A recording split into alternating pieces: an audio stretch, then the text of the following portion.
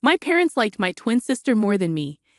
They spent all the money they were saving for my wedding on her. So I stopped talking to them after saying no to my mom's selfish request.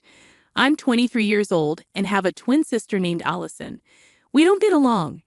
Actually, we don't even talk. The same goes for my parents. We used to talk, even though they didn't treat me well. But for the past 2 years, I've stayed away from them, and they haven't tried to contact me until now.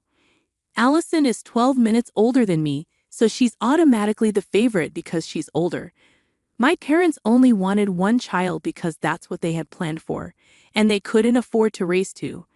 But when they found out they were having twins, it was too late to change their plans, and Mom didn't want to take any risks. I learned about this when I was in high school from my uncle, who was drunk at a Thanksgiving party. That was the day I gave up trying to make my parents like me. In those circumstances, they did the most typical thing. They had two children but chose to only love one, which happened to be Allison, not me. Since we were kids, the competition between me and Allison was intense. Whatever she did, I tried to do better just to get our parents' approval, but it only made them dislike me more for outshining their favorite.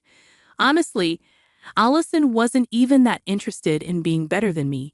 She just wanted people to praise her. So she pretended to care about our competition. I have to admit, she was skilled at manipulation, making people believe she was genuinely hurt when I outed her. This resulted in many people validating her and putting me down to make her feel better. These people included my parents, some relatives, and even some classmates from high school. So in the end, I got good grades and participated in many activities to outshine my sister, while she received attention, validation, and sympathy from my parents and others because I was seen as the bad guy for overshadowing her. Looking back, I wouldn't change my achievements, but I do wish I had rubbed them in her face more. Then 2 years ago, we turned 21 and had both graduated. She graduated from a regular college, while I graduated from one of the top business schools in the state. Not only that, I was the valedictorian and had received a scholarship, which saved my parents a lot of money on my education. You might think I'm crazy, but I actually hoped my parents would be happy for me. Instead, they focused all their attention on Allison and her uncertain future because she had barely passed her studies. Both of us had moved back home, but while I was already working as an intern from home, Allison was struggling to find a job and facing rejection after rejection. My parents were more concerned about her, barely acknowledging my achievements or congratulating me. I wasn't surprised, but I was definitely disappointed. I tried to hide my feelings because I was still living with them and hadn't saved enough to move out yet, so I kept quiet about how hurt I was. But after our 21st birthday, I couldn't take it anymore. I expected them to do something special for us. But the day before our birthday, I found out they had all gone to the beach with Allison and her friends, leaving me alone at home with just a note and a $50 gift card. I felt utterly shattered. They had taken Allison on a beach trip while I got nothing but a brief note and a small gift. Many things have been unfair in my childhood, but this was the last straw. It was so disappointing and heartless that I decided to move out that very day and never look back. I had a few friends who offered to let me stay with them until I could find my own place, which wouldn't take long because the company I was interning at was likely going to hire me after the internship. So I only needed a place to stay for a maximum of 2 months. I packed my things and moved in with a friend without telling my parents or sister, and I haven't looked back since. They didn't miss me enough to ask me to come back. They did call me the day after I moved out, but not to wish me a happy birthday. They wanted to inform me that they'd be back soon and mentioned that I should probably fix the leaky tap. I told them I had moved out, hoping for some kind of reaction, but there was none. My parents seemed fine with it, and Allison didn't care. That was the last meaningful conversation I had with my family. Since then, I haven't visited them, and they haven't reached out to me either. Occasionally, I'd hear about Allison from my friends, but that was the extent of my knowledge about her life. They were unaware of my parents, and my parents knew little about me. Over the past 2 years, I've worked hard and now have my own place. It's not extravagant, but it's a comfortable apartment in a good neighborhood. The rent is manageable with my income, which is quite an achievement considering the struggles many people my age face. I'm content with how my life has unfolded, and I've made a conscious effort to keep thoughts of my family at bay. I recently learned that Allison got married to a businessman much older than her and is now enjoying life in California. I thought everything was fine with my family until 2 days ago when my uncle called, informing me that my parents had been in a serious car accident and wanted to see me urgently. I hurried to the hospital as soon as I could because, despite everything, I'm not heartless. When I arrived, I learned that they had already been there for a couple of days, recovering from their injuries. Their car had been hit by a truck, and although they survived, they were seriously hurt. Unfortunately, they didn't have health insurance because my dad believed in self-sufficiency and thought we wouldn't need hospital care. It's one of the most absurd beliefs I've ever encountered. They had initially reached out to my sister, but she refused to come back or assist them. She felt it was inappropriate for our parents to ask for financial help from her wealthy husbands so soon after her wedding. She didn't want to appear like a gold digger to her spouse. She refused to return because she felt she couldn't abandon her home and her 2 stepchildren, who weren't biologically hers, but her husband's from a previous marriage. She was busy playing the role of a happy family with her husband's relatives, neglecting her own parents in the hospital after a severe car accident. Even as she wanted to help with the bills, she couldn't afford to, as she was solely dependent on her husband. It was a harsh reality check, shattering the illusion of being the favored daughter and the golden child. I was shocked that they hadn't even bothered to contact me first. When my uncle mentioned that my parents now expected me to cover their medical expenses, I was furious. The amount was substantial, and it would take me a long time to recover financially. I hesitated to spend so much, especially on people who had never shown me any love or care throughout my life. I knew they had other family members who could take care of them, and even if I didn't pay, someone else would step in. It's just that it would be more embarrassing for them to borrow money from others, and they'll likely have to repay it much sooner than they would have to repay me. They explained this while asking me to cover the bills and even promised a quick repayment. So I'm torn. I can either refuse to pay, saving myself from humiliation, or I can cover their expenses, sacrificing my own money and waiting for reimbursement.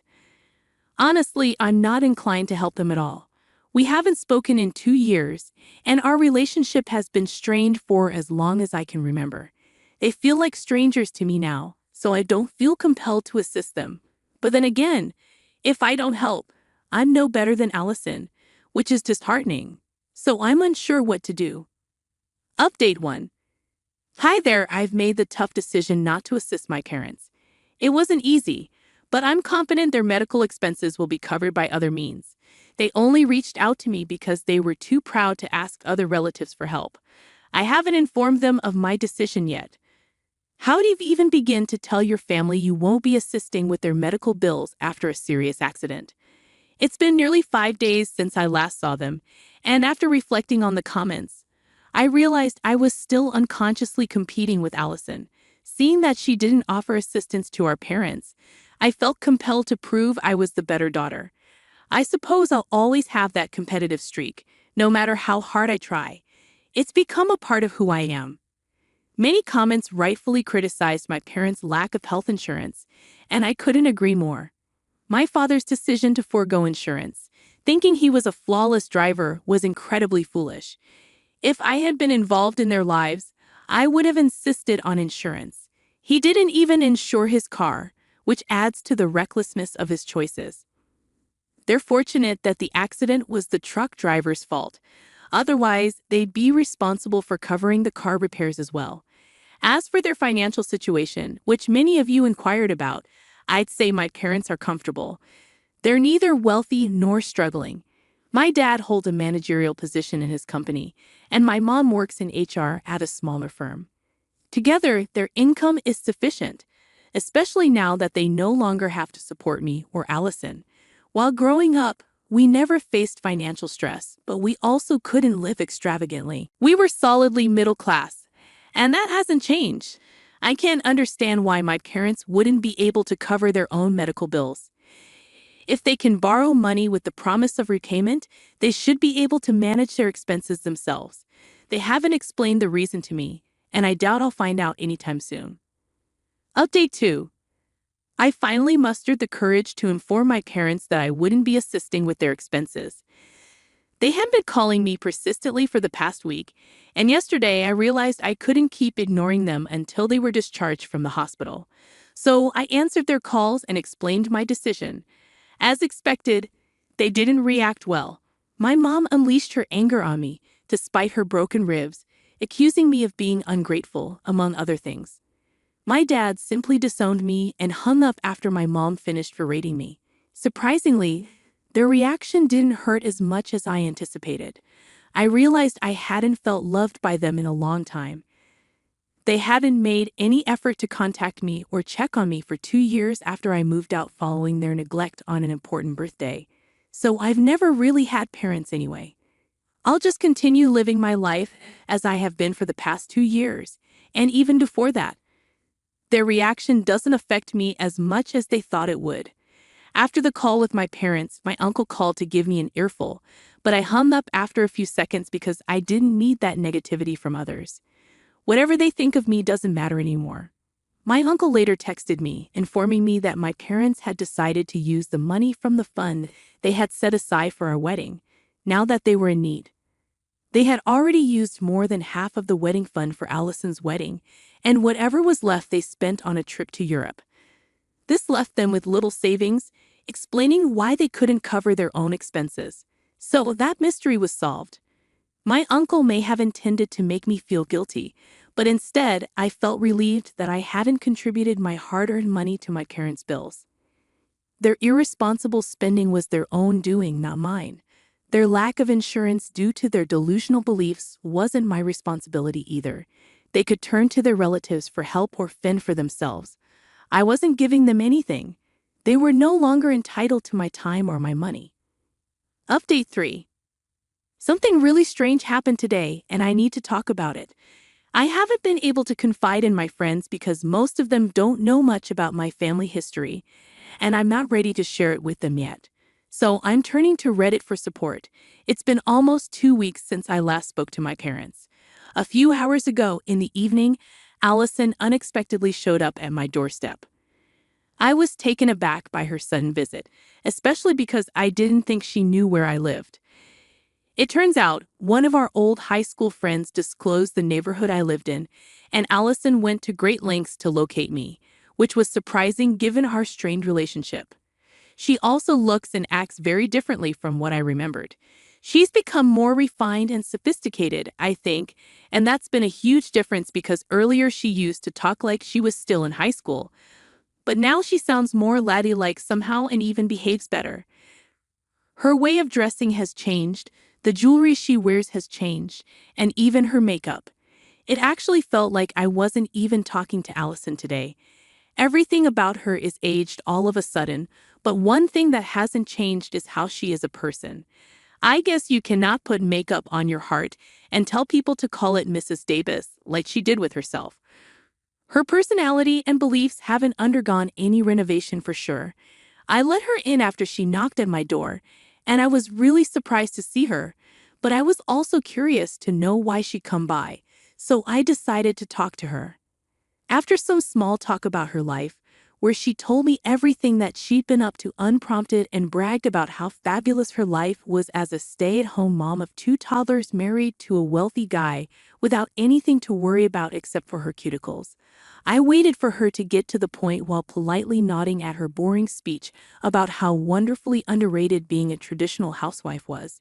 She was even advising me to do the same, so I really couldn't wait for her to finish talking about irrelevant things and get to the damn point, which she did after about 15 minutes of talking about her life. She explained that she had returned on her own initiative because our parents had been pleading for her to visit them after the accident.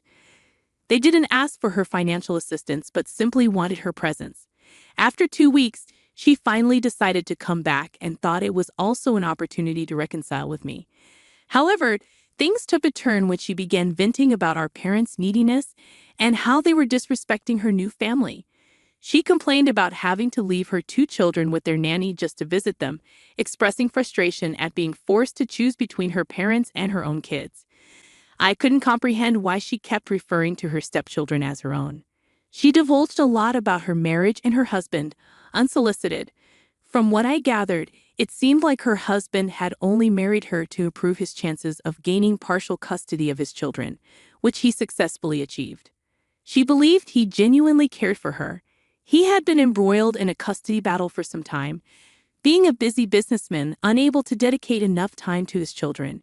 His ex-wife used this against him until he announced his engagement, signaling stability, which swayed the court in his favor. Allison proudly recounted how she had stepped in to save these children, but to me, it seemed like her husband had manipulated her. Their relationship had barely lasted a year before he proposed, indicating that his motives might not have been purely romantic. It's unlikely that genuine love blossoms so quickly, especially after a divorce. Perhaps Allison was oblivious to this or chose to overlook it for financial security, content with being a glorified nanny to her husband's children. Furthermore, she resented her own parents for expecting her presence after their serious accident, feeling it encroached on her time with her new family. Her new family, however, comprised a husband who may not have held much affection for her and two unrelated children who were just as content with their nanny as they were with her. If there ever was a picture-perfect definition of ungratefulness, it would be embodied by Allison. Though I'm no champion of my parents, hearing her complain about their alleged neediness left me astounded. It was hard to believe that this was the same girl they had favored repeatedly over me. Eventually, she got to the purpose of her visit and informed me she would depart in 2 days. Despite promising our parents she would stay for a month, she felt exhausted from their repetitive recounting of the accident and their ordeal, claiming she needed to return home soon. Now, she expected me to reconcile with our parents and essentially take her place, relieving her of the guilt of abandoning them in their time of need. Unaware that our parents had severed ties with me once again due to my refusal to cover their expenses, she likely assumed they hadn't mentioned it to her, as they rarely talk about me. She sought sympathy from me for having to deal with our parents and leaving her own family behind.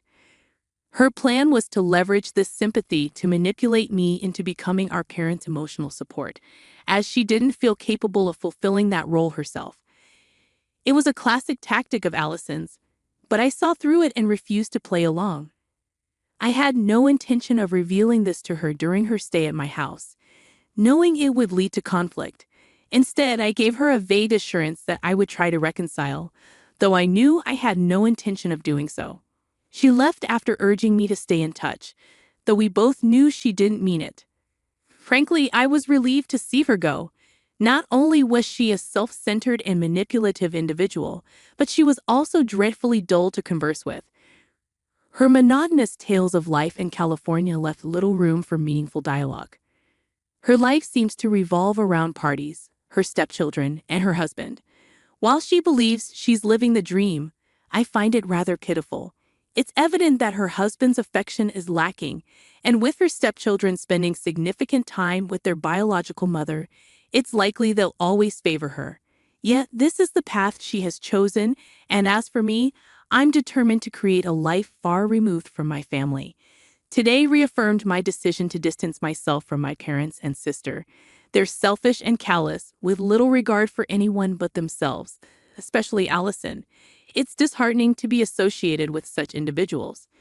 However, I finally cut ties with all of them, blocking their contacts to ensure my peace of mind. I hope they respect my boundaries and refrain from contacting me in the future. I'm better off without them, and I pray it stays that way.